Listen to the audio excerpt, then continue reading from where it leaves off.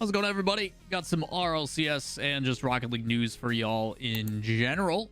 Gonna do a quick recap of what's been going on around the scene before we get into the major, which I leave for on Monday. So excited to head to Rotterdam and start doing that stuff. Obviously, daily content for y'all up until to keep you up to date on what's going on. So with that said, let's jump straight into it, make it nice and easy. The first thing, which is actually a pretty big announcement, which I don't know how I feel about because of what it means in contrast. There was an announcement by Rocket Baguette. If you guys don't know Rocket Baguette, that is the French broadcast that covers the RLCS. Usually done from home, just like South America. They have a broadcast team for the local language. French obviously is a very massive fan base, one of the most dominant when it comes to the RLCS. So they have a dedicated broadcast, and they announce that for the very first time, the casters that are French will be on site at the arena. The reason why this is really cool, right, is the benefit of having a on-site only type of broadcast versus online is the experience is so much better. It makes you as a caster better. It gives you the ability to kind of feel that emotion, or if you can hear the crowd in the background and it's mic'd accordingly, it kind of speaks for itself. You'd make that call, that big moment, and you just let it breathe, and the crowd erupting kind of brings that atmosphere. Like, there's a lot of benefits to being there in person. It also provides a lot of experience for those casters who have probably never casted a live event before, and that will also, I think, help them grow as talent in general, which I think is really cool. The only thing that I see this as, and like, if this is done on behalf of Psyonix, which I assume it is, I assume Psyonix is footing some of the bill. I would have to guess, because I don't think these casters have the intentions of doing this without the help of Psyonix. Plus, Psyonix has to approve it. So my assumption is Psyonix is footing the bill for their travel, their hotel rooms, and all that kind of stuff, which then leads me to believe the thing I talked about previously, which is they're not bringing out direct, which is like, you're not bringing a statistician, but you're bringing an entire French broadcast. If you're going to spend the money on this, why wouldn't you spend the money on some of these other things? And that's where my kind of like curiosity goes. Like, how is this being provided? How is that, like, you're missing some very key members of the crew, in my opinion, that aren't going to be there, but you're doing two broadcast teams. And for those, to clarify, this isn't like it was done in Madrid. The French broadcast will not be audio in-house. It will be English. This is just saying there's another Twitch channel that will be done as normal. The difference, though, is that the players and the casters, rather than located online, are going to be in the venue. So they will have their own section, their own dedicated, which may be cool. You know, maybe they do have an area for people who speak French that want to go in and speak Baguette only, like whatever the means. But I do think that if Psyonix is footing a lot of this bill, or maybe, you know, Rocket Baguette's like, hey, we're all going to be there anyway. As a convenience, do you want to do this? And they gave the freedom for them to do so. Cool. But my assumption is that Soniqs is helping compensate in some capacity. I hope that if this is happening, the people casting are getting compensated for pay as well. It's not just, hey, this is an opportunity kind of thing. This is exposure. Like, if you're a caster and you're casting at a LAN event to a broadcast, you should be getting compensated in some capacity, which then even leads me further to believe it's kind of insane that people like Direct aren't there. Just my 2 cents on it. So I think it's a cool thing. I don't want to hinder the awesomeness that it does provide, especially for the French community, but it'll be interesting to see, because obviously with Carmine Corp having their like blue wall section and all that kind of stuff, there is, I don't know. I don't know what the intention is behind it. I don't know all the details, and I don't know if we ever will, but I'll try to reach out to some of the French casters and get some details on it, but should have brought Direct. That's basically my thoughts on it. Up next, unfortunately, saying goodbye to Soniqs. I've had some pros and cons in regards to the Soniqs organization from people and their experiences there previously. Overall, they've usually supported quite well, but their team, which was Metzenaris, Mike Boy, and Though, with coaching staff of Fruity, is no more, and pretty clear as to why. If you take a look at their results in the Fall Open, they did make it in through the close qualifier, and then we're one step away from making top 8 and making it to the main broadcast of the playoffs. So unfortunate for them there. And it just got worse from there. The next one, they went 1-3, and then the one after that, they went 0-3. They came in as a really low seed and had to play some of the best. But yeah, it was tough. It was tough. So not making top 8 once, while the good news is they did consistently make top 16, which can't be the case for everyone. So Soniqs has been let go. Not sure what's going to happen to the team. Don't know if they're going to go their separate ways. If Fruity's going to find a new coaching spot. If Metzenars is going to continue. I don't know. But it does feel like this is kind of that time and era where we are seeing some of the old guard step down, which I hope is not the case.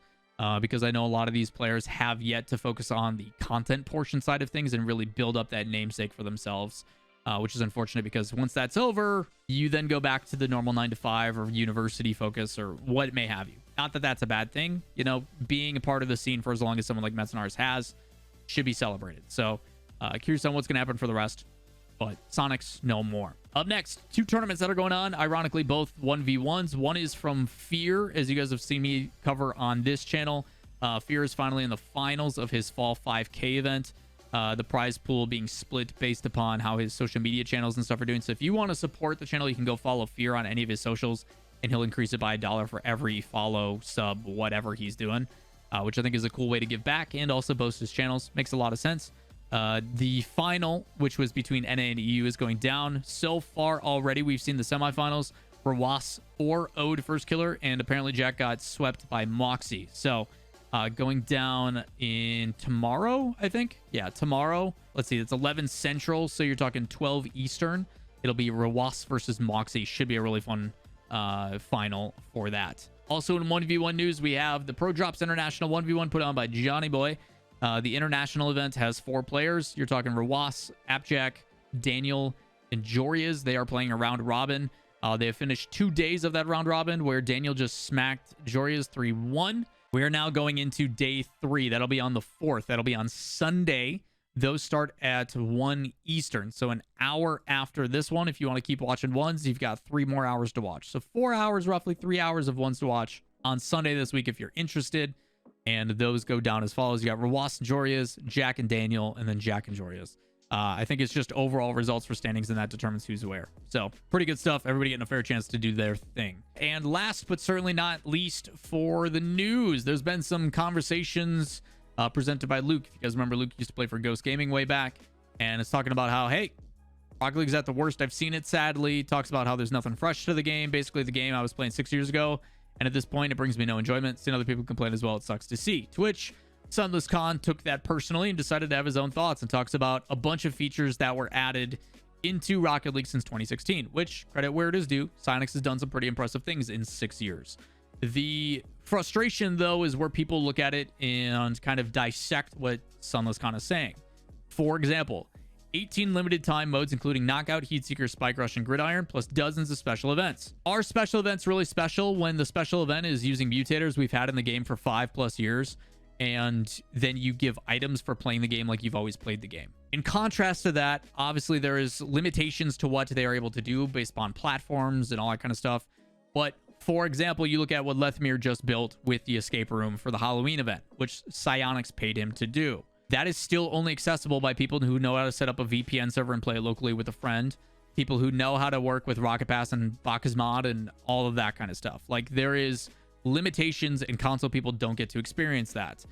He talks about the standardization of maps. While I do think Champions Field, Forbidden Temple, the new Fire and Ice map that's coming out, Sovereign Heights, are all fantastic, they do nothing when it comes to changing the way the game is played. The standard I boot up play 1s, 2s, or 3s has been the same that it has been for a very long time. And while, yes, they're doing cool licensing vehicles and trying to do the Ford Freestyle events and Lamborghini Open and all that kind of stuff, a new rank doesn't change the way the game is played. It doesn't incentivize. It is literally just a compensation because they needed to make space for the free-to-play people coming in. It is a band-aid, just like the update to tournaments and custom training.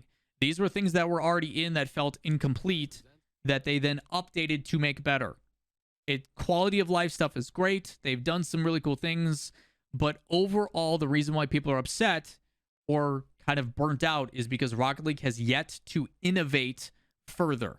The last time that I think we truly saw that was then they introduced Knockout. Adding in Knockout was awesome because it was a different take on things. Well, yes, they used Spike Rush and other things, the deflection.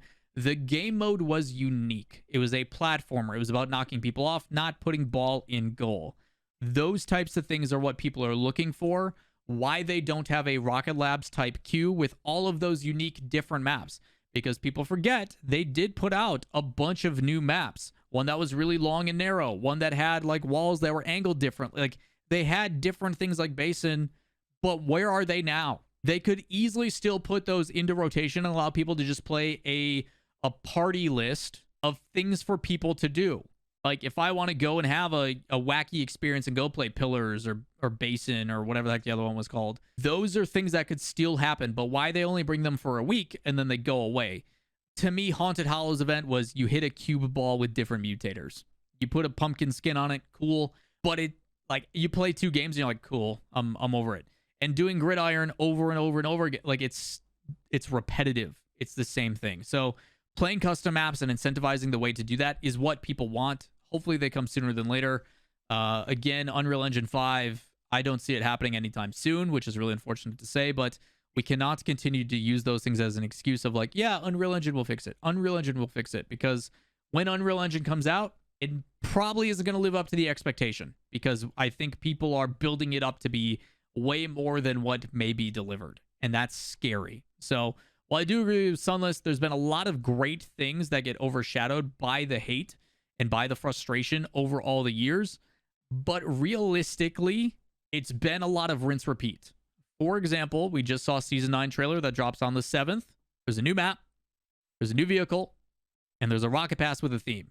They have 2 events planned, and those events are going to be something with a mutator most likely, or play this game. And by playing this game, like it is for the World Cup right now, if you equip this decal and play 1v1s, 2v2s, 3v3s, custom maps, extra modes, you then unlock another cosmetic. While it is an incentive to get a cosmetic, it is still playing Rocket League the same way we have every single time. People are bored of playing Rocket League the same way every single time. That is where the core frustration is in. So hopefully we continue to see innovation and changes, and not just from Lethemir and Simple Shark and Swaggles, ways that are accessible to the community that everybody can play and enjoy.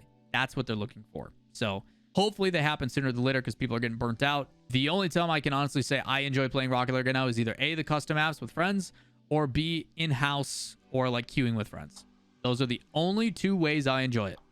Because just queuing ranked, another season drops, I'm going to get my rewards as quickly as possible, and then I'm not going to touch it. Being honest. So that is kind of the focus, it feels like, and I hope behind the scenes, because again, I would love to sit down and talk with the developer for all of you, but their PR team doesn't allow us to do that. They don't allow people to talk and answer those types of questions. So again, it's kind of at a standstill. It's really unfortunate, but that's what I got for your guys' Rocket League news for the day. That's kind of where we're at. I will continue to try to push and pressure where I can and hopefully get some information for y'all, but that is saved for Rotterdam, which is next week. So I will hopefully be able to sit down with some devs and talk about Rocket League.